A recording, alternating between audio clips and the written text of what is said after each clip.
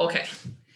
So first of all, good evening to everyone. Welcome to another The Stage is Yours by JConnect night. So today we have a great guest who is also an old friend, Idan Tendler. And as you already followed the last week, I mentioned in a high level that he's a serial entrepreneur, most recently co-founder and CEO of Bridge Crew that was acquired for $200 million by Palo Alto Networks, less than 2 years from its foundation. He already had another startup journey, and he will mention all these secrets and the secrets of his success story with us. I'm super excited to have him tonight with us, and I will let him to introduce himself first, and I will have a few questions further. Welcome, Idan. Thanks, Rina. It's great to be here. Really, I'm honored. So I'm Idan Tendler, born and raised in Israel, born and raised actually in Rishon LeZion, a small town, not that small, in Israel. Now I'm married to my beautiful wife, Dana. We have 3 crazy kids. And we just came back from San Francisco, actually, after 7 years there. And we came back. Now we live in Even Yehuda in Israel. And besides the heat, we love, coming back to our home country. And it's great to be here. And I would love to share. I'm not sure if I'm going to share all the secrets, but definitely some experience we got. Amazing. Amazing. Thank you so much for the introduction. And as I mentioned to you before, in the Stage is Yours platform, mostly I host early stage startups, entrepreneurs who want to present their startup journey. And if they are looking for help, it can be fund or resources or anything else. So they just want to, reach out to many people. And today I thought that, it would be great for these early stage startup people that you will be an example for them and you can guide them somehow. So if you don't mind, we want to hear from you first, your journey from being a founder of a startup and acquired by big companies twice. Can you please explain your journey? Yeah, sure. So I'm into cybersecurity for years. I served other entrepreneurs. I served in Unit A200, the intelligence unit. And then I found myself working in Elbit Systems, the biggest defense integrator in Israel. And they called me to run a gig around cybersecurity, actually, to see if we could build a business around it. And I found myself building a startup inside this huge company. And the startup, we just built our own products and we sold cybersecurity all over the world.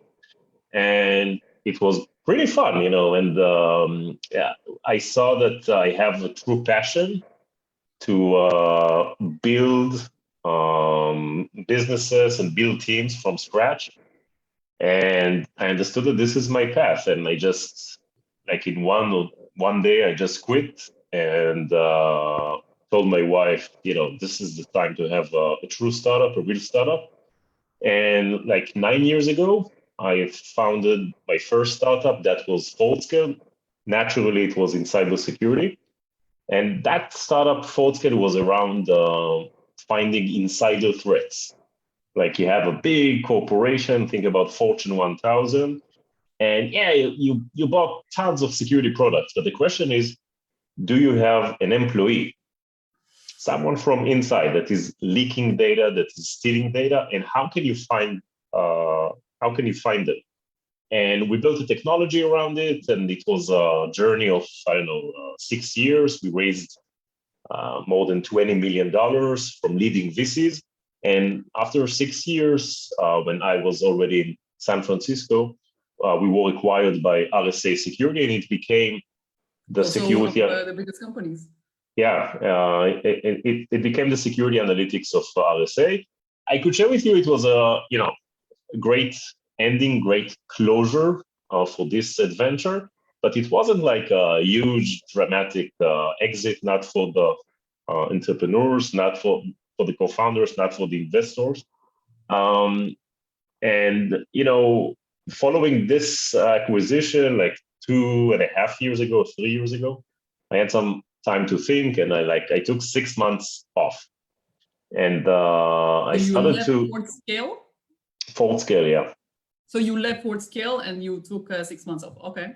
Yeah, exactly. The team actually joined RSA, and I didn't. I mainly used the time to hike around California, and actually started to write. And I thought with myself, what were the biggest successes we had, and what were the biggest mistakes we had. And it was a really good time to reflect on that. And after like 6 months, when I talked to all my friends in the security community, and I got tons of ideas, and I saw the passion again to build another startup, definitely with all the key learnings I had. So I called like my really good two friends, Guy and Barak, and 2 and something years ago, we founded Bridge Crew. And Bridge Crew was something very different. Bridge Crew, what we try to do is to give DevOps engineers, the ability to run cloud security in their own tool chain, in their own CI/CD, we call it. And after like 2 years, in these 2 years, we raised $18 million also from leading VCs. And it was, to be honest, very a big surprise. We were acquired by Palo Alto Networks, which is the biggest cybersecurity company out there. And I'm currently leading the DevSecOps product line in Palo Alto Networks under Prisma. Prisma is the cloud security offering of Palo Alto. And we're having fun. We're building what we built before, but now in much bigger scale, and it's great. This is impressive. Why did you say it was a surprise that you were acquired by Palo Alto? You already have years of experience in Elbit. You also did in the Army the 8200s. You already have your first startup, which was also focused on security, Fort Scale. You took the break, you took the learnings, all success and failures, and you built your Bridge Crew idea. So why you said it was a surprise? It was a surprise because we didn't have any plans to be acquired. And I know entrepreneurs and founders usually say that, but in our case, it was real. We raised, tons of money. We were supposed to raise additional round. The business was amazing, really. In that 2 years, from having nothing, we became the leaders in the category of DevSecOps with an open source tool that is rising, and a great community of developers that use our product, paying customers, you name it. So it was a surprise. We didn't plan. And also, I didn't think that Palo Alto Networks, which is amazing cybersecurity company, would be interested in a security solution for developers, right? And when I understood Palo Alto's vision, now I see it from inside, but when they approached us, we understood it's a great opportunity for the company, for the industry, actually. So we were surprised, but we thought it's such a nice surprise. I wish all the entrepreneurs similar surprises. Yeah. So, Idan, when was the right time for your startup to reach out to the customers to present? When did you feel, it's mature enough, we are ready to reach out to customers to present? Probably day one, if not before. I think it was one of the main conclusions I got from Fort Scale. Something natural for entrepreneurs to, stay in the garage for a couple of months, maybe a year, and working on your secret sauce. And obviously, it's a huge mistake. The one thing that you have to do before writing one single line of code is to talk to customers, talk to the end users, not even customers, talk to the end user. And in Bridge Crew, actually, we talked to something like 100 customers before we even knew what we really want to do. And this is why I believe we reached product market fit quite fast. just because we weren't in a rush to build the best technology, we weren't in a rush to build an amazing product. We were just in a rush to understand the need. And this is why you have to talk to customers very early on. Okay. Well, great tips. And I believe lots of entrepreneurs are watching now or will watch like once I will share the video in LinkedIn too. So if you can share any additional tips for entrepreneurs who is also dreaming to grow and be acquired by a big company one day, what will be your advice and guidance and tips? Wow, so it's a short question, but obviously, building a startup, it's something like a combination of science and art, right? So I'm not sure my tips will be relevant to everybody, but I could share what were my key learnings from my first startup. And I had plenty, but some of them were personal, what is good for me and where I'm at my best. But I think two key learnings. First, and I mentioned that, is product market fit. In Fortcal, my first startup, in retrospect, I thought, what was our biggest mistake? And our biggest mistake was to win an amazing contract with Cisco. Cisco was actually a big customer of Fortcal. It was more than, I think, $1 or $2 million. And Rina, probably personally, winning like a big contract is amazing. And we thought, wow. And like I remember a week following that, we won another contract with Zurich Insurance, also something like $1 million. And we were like, whoa, and our investors got really excited, and our board and the team, and we said, wow, we hit it. Man, we found real customers. This is Fortune 1000. Cisco is Fortune 100. And they're paying us a lot. They understand the need. They understand our vision. They love what they saw. They ran a POC, a proof of concept. And that's great. And then we scaled. So we hired like a really big sales team, right? And we hired a big marketing team. And then we hired more engineers. And that was a really big mistake. Why? Because in retrospect, we didn't find the product market fit. We found two big customers that fell in love with what we showed them. But Cisco didn't represent the market. And Zurich Insurance didn't represent the average customer. They were very sophisticated, and the average customer wasn't.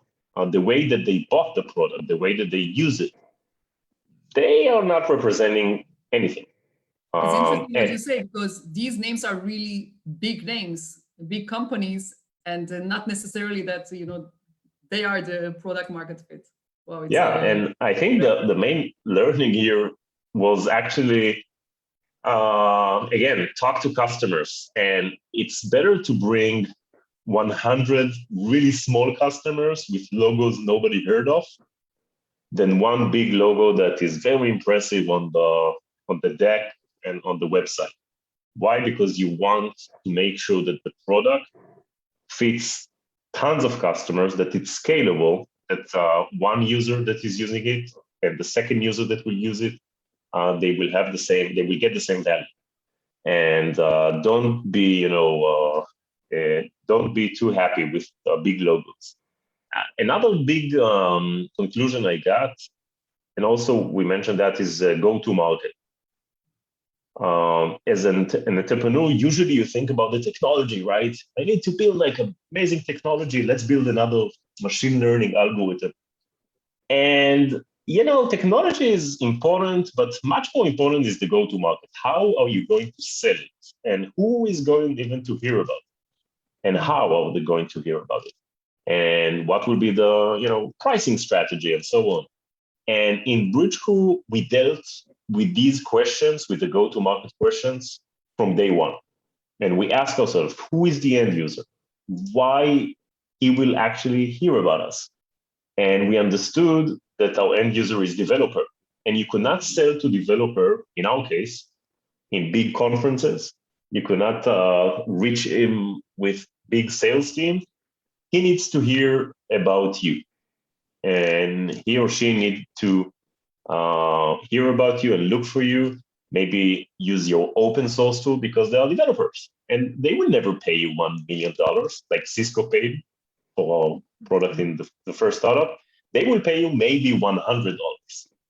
And because we were really focused on the end user and we asked ourselves, how can we reach him? We understood that our go-to-market, our relevant go-to-market is product-led growth, it's bottom-up. And we built a company to fit that. And that was a big, big conclusion. And I encourage all entrepreneurs, ask yourself not only what is the product we're building, but also how are we going to sell it? Wow, great learnings. So what I hear from you, focusing on end customers and starting to reach out to customers from day one, and be clear about the product market lead, and also being very clear for the go-to-market strategy. And I also hear from you actually sometimes maybe take a break and think about what have been done, like pros and cons and like success and failures. Oh, you're absolutely right, Rina. Not only between startups, but actually during the startup, you know, the burden and the stress that founders have, they are incredible. And I found that I'm the best founder when I get more sleep and when I eat well and I'm doing my exercise, really. And it's not about how many hours a day you work, but just how focused are you.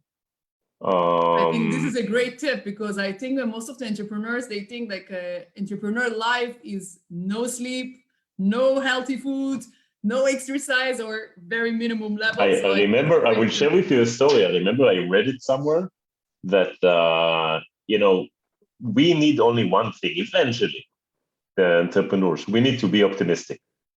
And people who get more sleep are more optimistic when they wake up. Really. So I think it's part of the, you know, part of the play. Great. Anything else you want to add? Or we're good? Idan, we will see you in a few hours with a few years in a new startup.